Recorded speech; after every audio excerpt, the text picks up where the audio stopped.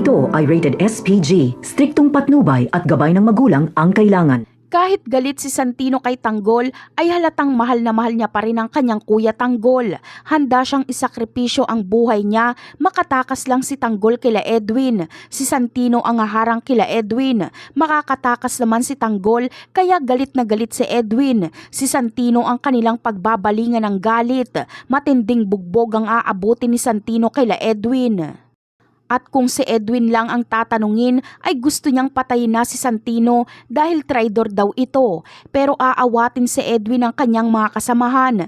Titigil lang sila Edwin sa pagbubugbog kay Santino kapag dumating ang kapulisan. Galit na naman si Rigor kay Tanggol dahil si Tanggol daw ang nagdala ng gulo. Kabilang eksena naman ay mababaliktad pa ang sitwasyon.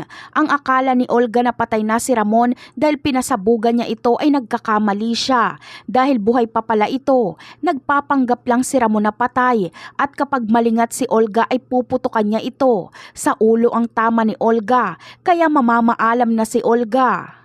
Habang si Ramon naman ay malala ang kalagayan, marami siyang tama at kapag maubusan siya ng dugo ay posible siyang mamatay.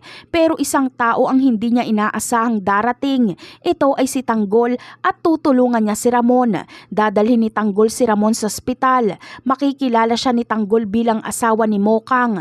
Pero alam naman na ni Tanggol na ang nagngangalang Olga ang pumatay kay Mokang. Talaga nga namang ang tadhana na ang maglalapit kay Tanggol at Ramon. Kapag nagkataon ay makukumpleto na ang pamilya ni Tanggol sa ospital dahil dadalhin niya si Ramon sa ospital na nandoon sila Marites.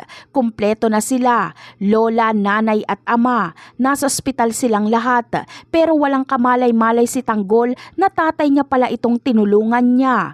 Kaya abangan na lang natin ang mga susunod na kaganapan. Bye!